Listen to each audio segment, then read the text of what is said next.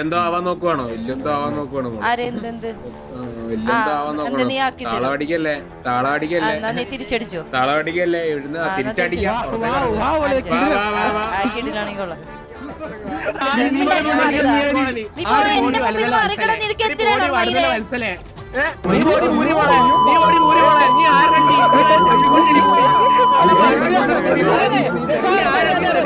Hi Sagar, what is sudden surprise?